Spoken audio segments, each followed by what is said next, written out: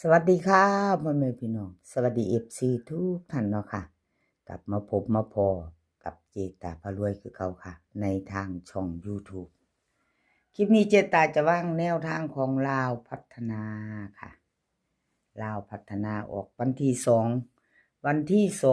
เดือนกุมภาเป็นวันจันทร์เนาะค่ะเห็นอยู่นี่ประวัติของดาพารวยคนสวยในช่องเนาะพี่น้องดาพารวยคนสวยในช่องวันที่30ที่ผ่านมาค่ะประวัติของเพิ่นล่าวออก039ค่ะ3ตัวบน70ล่างของดาพารวยเขาวิ่งหลุดตัวหนึ่งอยู่ค่ะก็ยังถือว่าของเพิ่นยังบ่ทันหลุดเนาะพี่น้องยังไม่หลุดค่ะยังเข้ามาอยู่FC ดาพารวยว่าจังใดวันที่28เพิ่นก็เข้าไป3-4เนาะค่ะเข้าไป3-4เพิ่น2งวดติดเนาะค่ะทีนี้แต่เจตาให้เบิ่ง2งวดงวดที่3นี่เป็นวันที่30แต่วิ่งหลุดเข้าตัวเดียวมาตามไม้ไปต่อค่ะวันที่2กับกุมภาดาพารวยคนสวยในช่องกับขอบบุญขอบคุณดาหลายๆเด้อค่ะที่ให้แนวทางมาว่างทางช่องของเจตาด้วยดีเสมอมาเนาะค่ะกับขอบพระคุณเป็นอย่างสูงเอามาไปต่อกันใหม่ค่ะดาพารวย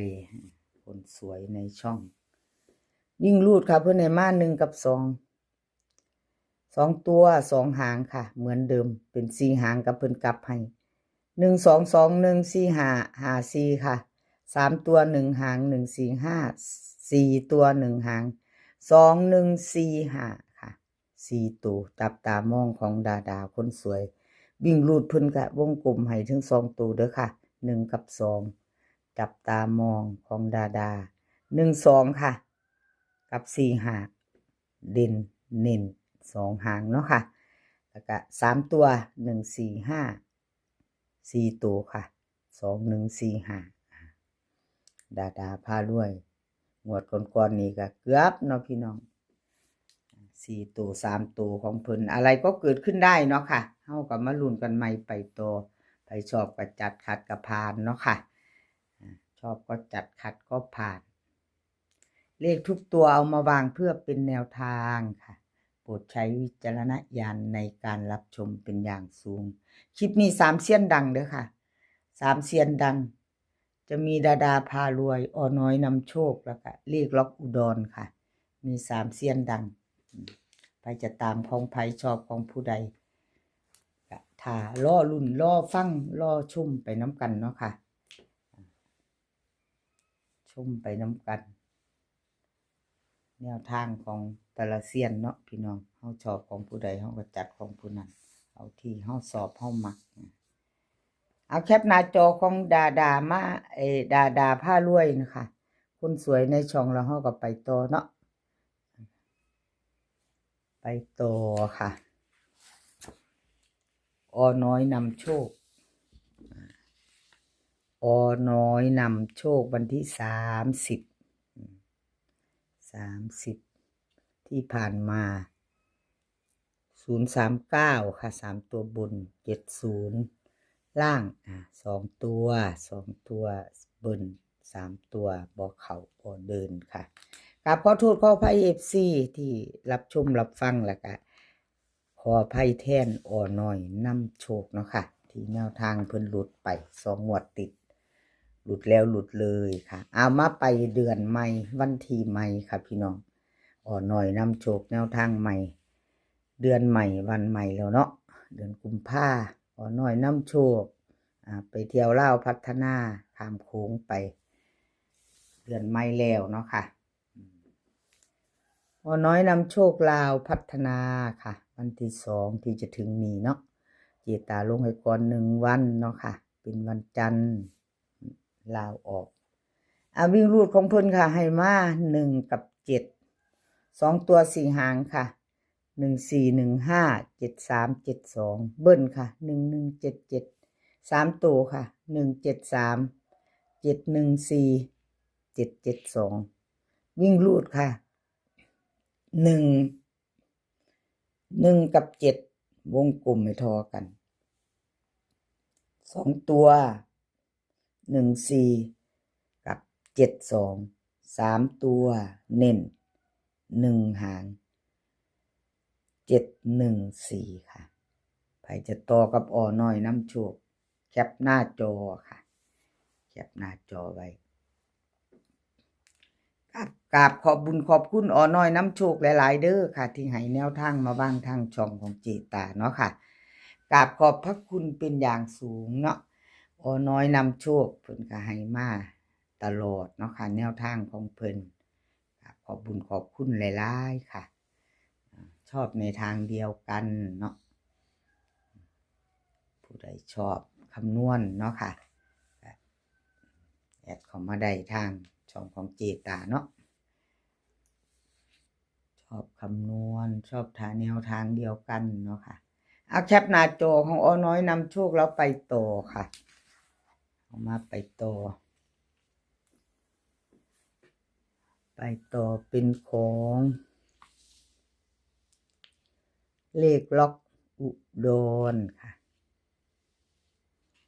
ล็อกอุดรมาเบิ่งประวัติไปน้ำกันครับพี่น้องเลขล็อกอุดรประวัติของเพิ่นวันที่30เนาะค่ะ30ที่ผ่านมาลาวพัฒนาออก039 3ตัวบน70ล่างวิ่งรูด2ตัวค่ะหลุดเบิ้ล3ตัวชัดเจนประวัติเลขล็อกอุดรเจตายเบิ่งอีกงวดหนึ่งหลุดไป2งวดติดค่ะพี่น้อง FC กับขอโทษขออภัยแทนเลขล็อกอุดรเนาะค่ะ2งวดติดหลุดไปก็ไม่เป็นไรใหม่มาแล้วค่ะใหม่มาแล้วกับเดือนใหม่เดือนกุมภาพันธ์วันที่2เป็นวันจันทร์มาลุ้นใหม่แนวทางใหม่ของเลขล็อกอุดรเจตาเป็นกำลังแรงใจให้คือเก่าค่ะเป็นกำลังใจให้กันและกันเหมือนเดิมเนาะเลขล็อกอุดรใครจะตามต่อกับเพิ่นก็มาพิจารณาไปน้ำกันชอบกระจัดคัดกระพานเนาะค่ะถ้าชอบแคปหน้าจอไว้ค่ะเอาไปลุ้นกันวันจันทร์20:30เนาะค่ะกับเลขล็อกอุดรแล้วก็กราบขอบคุญขอบคุณ FC บ่ว่าจะเป็น FC เก่า FC ใหม่เนาะค่ะที่เขามาเป็นกำลังใจให้เจตาเนาะ FC ใหม่เพิ่งผ่านมาเห็นเป็นครั้งแรกเนาะค่ะพี่น้องเพิ่นอาจจะเข้ามาเป็นครั้งแรกถ้าชอบแนวทางหรือคลิปในช่องของเจตาพารวยเนาะค่ะแนวทางลาวพัฒนาคลิปนี้ชอบก็กดติดตามไว้ค่ะกดติดตามแล้วก็อย่าลืมกดกระดิ่งแจ้งเตือนไว้เนาะกดกระดิ่งแจ้งเตือนจะได้บ่พลาดคลิปใหม่ๆของเจตาพารวยเวลาลงไปครับพี่น้องลงไปปุ๊บเฮาก็จะเห็นปั๊บเนาะถ้าชอบถ้าตามแล้วก็กดไว้ลงปุ๊บเห็นปั๊บค่ะกดกระดิ่งแจ้งเตือนเนาะเลขล็อกอุดรเอามาต่อกันวิ่งรูดค่ะ3กับ5 2ตัวค่ะ4หาง3635 5657ค่ะเบิ้ล33 3ตัว2หาง3ตัว2หาง536 557วิ่งลูดเพิ่นล่อง3ค่ะอุดรล็อกอุดรลอง3เด่น5ค่ะพิจารณาพี่น้องเด่น5ตัวเดียววิ่งลูดของเพิ่น2ตัวค่ะเน้น2หาง35กับ57ค่ะ3ตัวเน้นหางเดียว536เอาพิจารณาพี่น้องใครจะตามต่อกับเลขล็อกอุดรแคปหน้าจอไว้รุ่นวันที่2เนาะค่ะเจตาลงให้ก่อนมือนึงค่ะลงให้ก่อน1วันแคปไว้เอาไปพิจารณาชอบเฮาก็จัดไปบ่ชอบก็ผ่านไปเนาะค่ะ